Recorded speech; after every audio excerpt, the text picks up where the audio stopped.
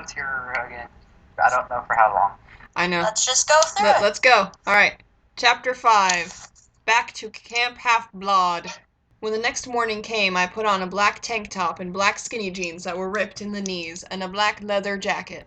Oh my god, it's going back to my immortal. I know! My hair was getting too long, so I took my knife, Agamemnon, to cut it all uneven at my shoulders. 'Cause why the hell not? Last I put on the silver crescent moon earring and went to see Nico. Nico was wearing his ripped jacket and black jeans, and Albaster was wearing green jacket and dark green jeans, with magic symbols on them. Where is she finding all this clothes? I don't know. I know, they're in the woods. Artemis will be found, I said. If we have another sacrifice, maybe we can ask her. We looked around. Oh no. We looked around the dark forest for satyrs or mortal hikes, but we found none. They're just gonna kill some hikers. I know how to find Artemis, said Albaster suddenly. We can ask the Oracle. But the Oracle's at Camp Halfblood, idiot. I can't go there. I was exiled, I said, angry. We can ask Chiron if we can go back for a little while, Albaster said. We'll ask the Oracle for a prophecy to tell where Artemis is. Nico nodded wisely. We can try. We walked through the trees. I carried Agamemnon, Telemachus, my whip, and my bow and arrow ready to fight. Nico welded his sword ready for battle, and Albaster held his hands in front ready to do magic. I led the way. It was night, and the sky was dark like midnight, and there was a crescent moon shining. I knew Camp Halfblood was very close, on the other side of the forest. The bush rustled and red eyes glared suddenly. I fired my arrow, but it was too late. An empusa jumped out with fangs and a metal leg and a horse leg. It was an empusa!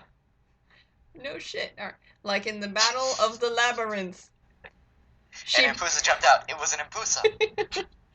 She bit her fangs in my neck, and I slashed Telemachus and cut her head off her body with a sharp... with the sharp whip. Then I shot her with an arrow in the heart and cut her in pieces with Agamemnon.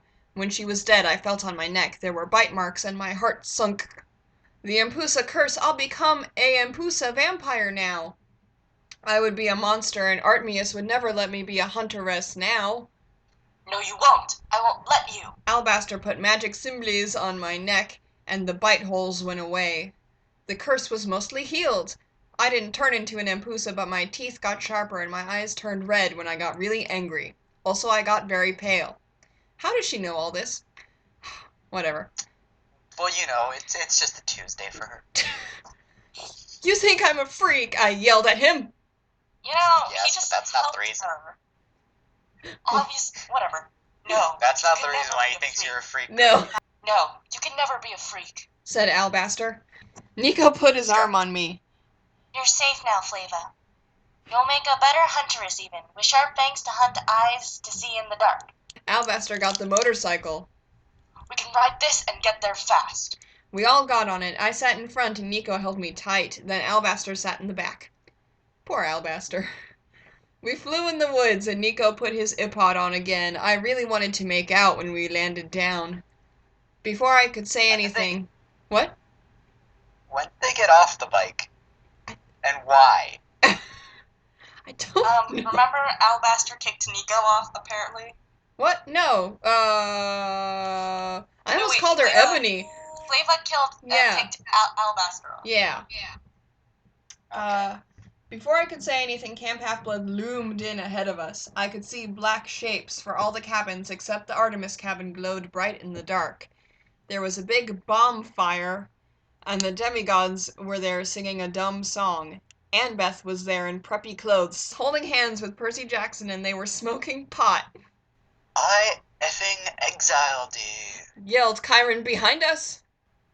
How dare you come back, you insidious bitch snake?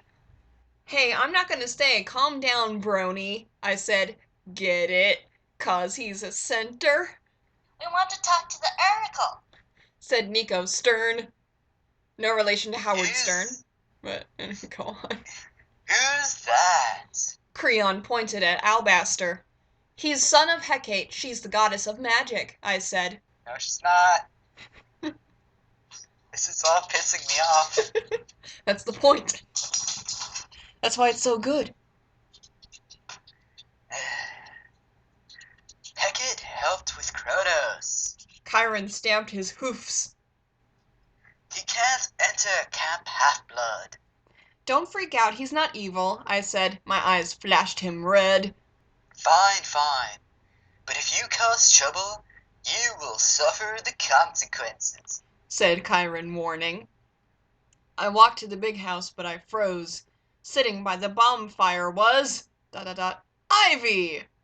She was fixed in Tartarus like a monster's and was sitting by the Aphrodite demigods. Hey, Percy, I said. I had a clever idea. Here's your gift, Ivy, No, I'm his girlfriend. GIF. screamed Annabeth. That's funny, I saw you kissing Ivy the Deerad, I said. Percy turned red. No, Annabeth, it's not like that. She's like my sister. Yeah, I bet you kiss your sister, you pervert. Yelled Annabeth. We're so over, Percy. But we, kissed underwater. I love you. Percy said. There's no we anymore, seaweed ass.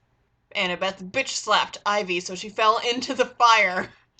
Then she ran away to the Aphrodite cabin and slammed the door. Percy started to cry. I took a pick with my iPod and went to the big house where Nico was waiting.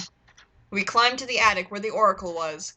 The other Oracle was Rachel, but she was a preppy mortal, so we talked to the old Oracle, a dry mummy that said prophecies. Oracle, what is the prophecy? Chanted Nico. Then the Oracle spoke. Alright.